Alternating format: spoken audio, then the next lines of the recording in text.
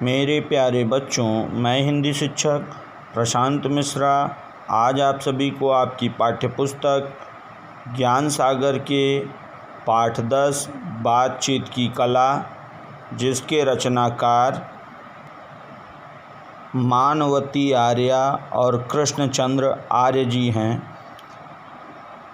आइए अब हम पाठ को पढ़ते हैं। आप सभी ध्यान दें। बातचीत की कला निराली, छल के शब्दों की मधु प्याली, यह जग में है पहचान बनाती, जीने की है कला सिखाती।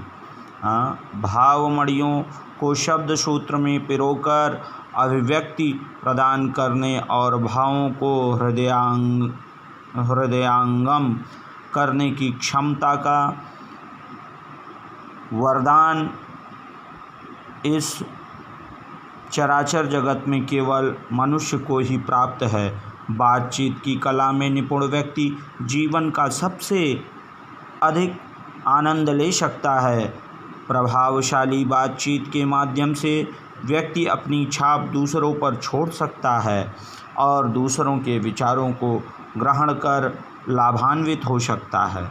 लेकिन यह खेद का विषय है कि जिस कला में प्रवीण होने पर मनुष्य को सर्वाधिक लाभ प्राप्त हो सकता है, वह जीवन में सबसे अधिक उपेक्षित है। किताबें रटकर ऊंची ऊंची डिग्रियां प्राप्त करके भी बातचीत की कला में निपुण न होने के कारण अनेक लोग जीवन में उन्नति नहीं कर पाते, जबकि अनेक लोग बात करने की योग्यता और व्यवहार के बल पर उन्नति के शिखर पर पहुंच जाते हैं। बातचीत की योग्यता का प्रभाव केवल घर परिवार तथा रोज़मर्रा के जीवन में ही नहीं, बल्कि स्कूल, कॉलेज तथा शिक्षण प्रशिक्षण केंद्रों, सामाजिक, सांस्कृतिक एवं धार्मिक गोष्ठियों, सभा समारोह, विक्रय केंद्रों व व्यापारिक केंद्रों में भी दृष्टिगोचर होता है। बातचीत करते समय हमें ध्यान रखना चाहिए कि हम अपने से अधिक महत्व उस व्यक्ति को दें जिससे हम बातचीत कर रहे हैं। हम दूसरों की सुख सुविधा, रुचि अरुचि, विचारों, सिद्धांतों, भावनाओं और मान सम्मान का पूरा ध्यान रखें। उनकी पसंद के प्रति रुचि दिखाते हुए अपने विचार व्यक्त करें।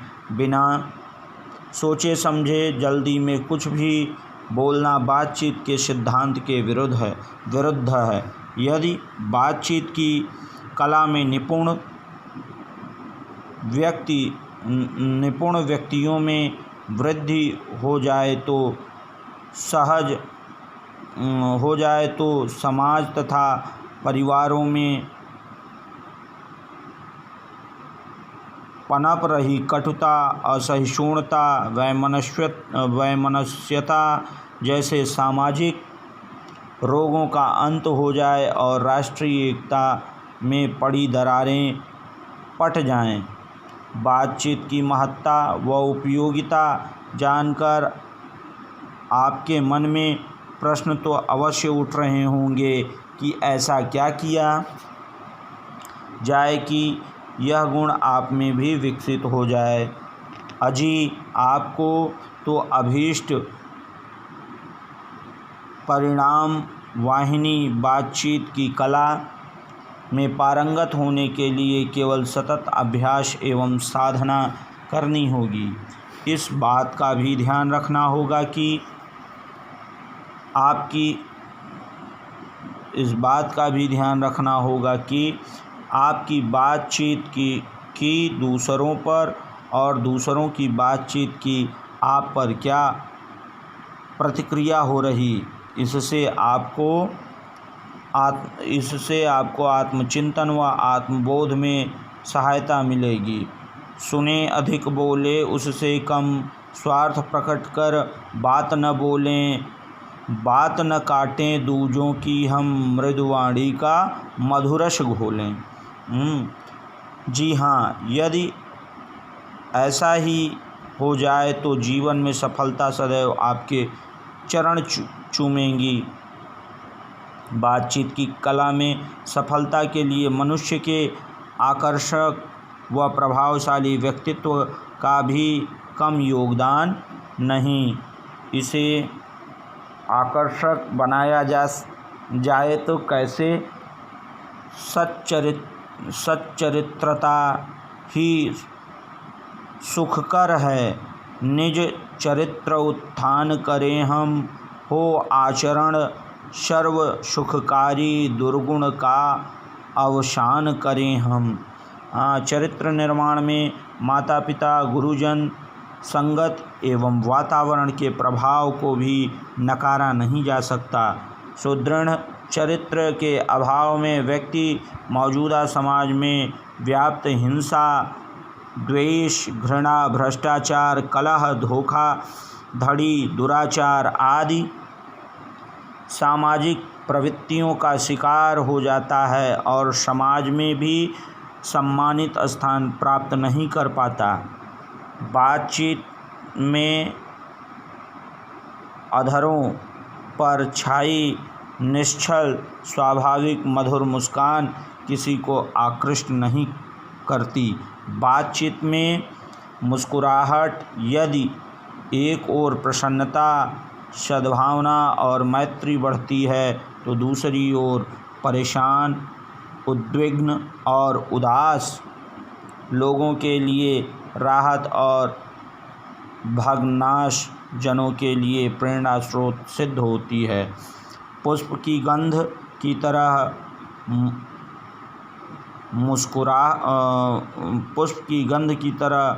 मुस्कुराहट सबको सुवासित कर देती है। सरल हृदय से ही स्वाभाविक मुस्कुराहट प्रस्फुटित होती है। जो मनुष्य के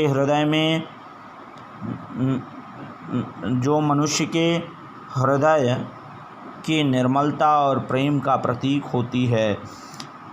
कपट, स्वार्थ और गुरुता और हीनता की भावना से ग्रस्त कुटिलतापूर्ण मुस्कुराहट बनावटी होती है, जो बातचीत की रोचकता को समाप्त कर देती है।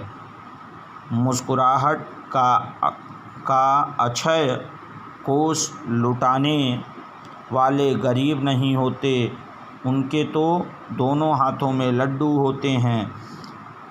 जाता कुछ नहीं, मिलता बहुत कुछ है। एक दिन एक नवविवाहिता स्त्री ने रेडियो खोला।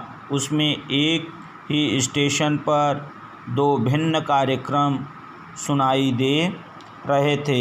एक में प्रातःकालीन व्यायाम तथा दूसरे में पकवान बनाने की विधि बताई जा रही थी। रेडियो से आवाज़ आ रही थी, अब सुनिए स्वादिष्ट व्यंजन की विधि। अपने हाथ कूल्हों पर रखिए, एक बर्तन में थोड़ा आटा लीजिए, अपने शरीर को अंगूठों व पंजों के बल पर खड़ा कीजिए तथा आटे में आधा प्याला दूध मिलाइए। धीरे धीरे अपने शरीर को संतुलित कीजिए। अब 2 अंडे फेंटिए। 6 बार लगातार ऐसा कीजिए। इसके बाद घोल को आग पर चढ़ाकर ज़मीन पर लेट जाइए। 10 मिनट बाद उतारिए और सूखे तौलिए से पोंछकर गर्मा-गर्म परोसिए। पत्नी 10 मिनट बीतने का इंतज़ार कर रही थी। पति महोदय चुपके चुपके सभी क्रियाएं देख रहे थे। आग पर रखा बर्तन जल गया। यह सब देखकर गुस्से के स्थान पर पति महोदय की हंसी फूट पड़ी। नवविवाहिता भी अपनी मूर्खता पर हंस पड़ी। तो देखा आपने कि 2 अनमेल बातें एक साथ प्रस्तुत हो जाने से विनोद का कारण बन गई। इसी प्रकार बातचीत में अनमेल प्रसंग हास्य व विनोद का कारण बन जाते हैं। स्नायविक थकान, क्षोभ, मलाल, तुनक मिजाजी, चिड़चिड़ापन आदि सुखद संवाद में इन शत्रुओं को भी बातचीत में विनोद प्रियता का मरहम लगाकर पराजित किया जा सकता है। एक आदमी तोते पकड़कर उन्हें सिखाने पढ़ाने के बाद उन्हें किसी आदमी को भेंट करके इनाम पाने का धंधा करता था। एक बार बहुत सुंदर तोता उसके हाथ लग गया, उसे इंसानी बोली सिखाई, वह भविष्य की बात भी बता देता था। उस आदमी ने वह तोता बादशाह अकबर को भेंट कर इनाम पाया। बादशाह ने तोते की देख रेख के लिए एक व्यक्ति को नियुक्त कर दिया और हिदायत दी कि यदि तोता मर गया तो तुम्हें मार डाला जाएगा। तोते के मरने की खबर देने वाले को भी मार डाला जाएगा। एक दिन अचानक तोता मर गया। तोते का रखवाला घबरा गया। वह भागा भागा बीरबल के पास गया और कहने लगा, अब मेरी जान केवल आप ही बचा सकते हैं। यदि मैं तोते के मरने की खबर दूंगा तब भी मृत्युदंड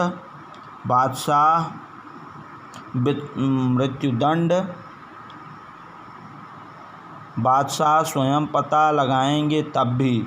अब मैं क्या करूं? बीरबल ने कहा, आप निश्चिंत रहें। बीरबल बादशाह के पास आकर बोले, हुजूर, आपका तोता था।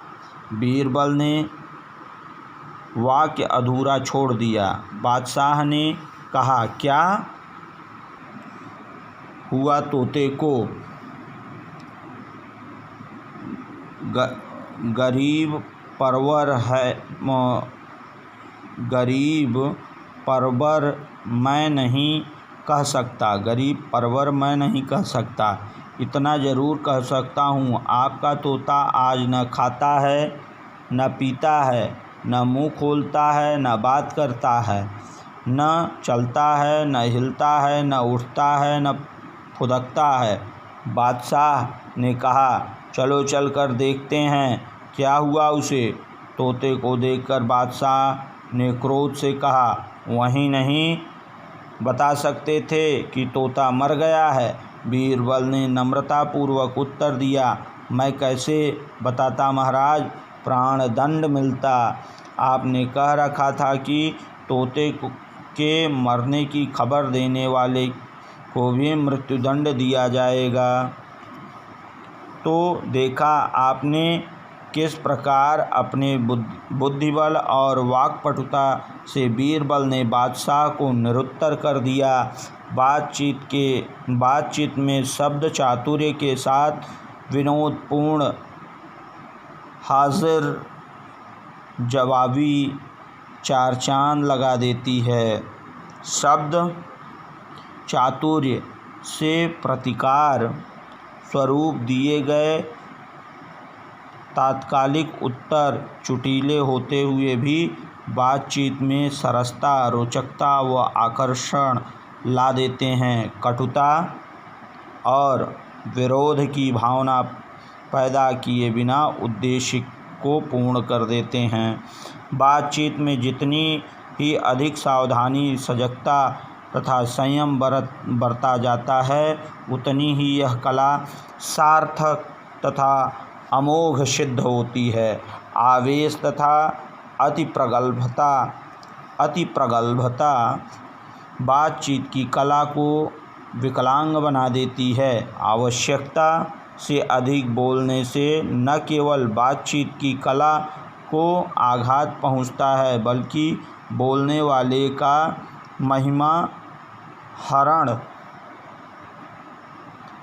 हरण होता है। जो व्यक्ति बात नहीं कर सकता, उस व्यक्ति को विद्या कायर के हाथ के अस्त्र के समान है। बातचीत की कला में निपुणता प्राप्त करने के लिए सद्ग्रंथों का अध्ययन व विद्वानों का संगत तथा सभाओं आदि में उपस्थित होना अत्यंत लाभप्रद सिद्ध होता है। तो इस पाठ को पढ़ने के बाद हमें अगर पाठ में बताई गई जो भी बातें हैं अगर उनका हम अनुसरण करें तो हमारा भी जीवन सफल और अच्छा बन सकता है और हम भी समाज में एक अच्छी ज़िंदगी जी सकते हैं अपनी बातचीत की कला की निपुणता रख लेने पर, निपुणता पा लेने पर। तो हम सभी को ऐसा करने का प्रयास करना चाहिए जैसा कि पाठ में बताया गया है। ओके।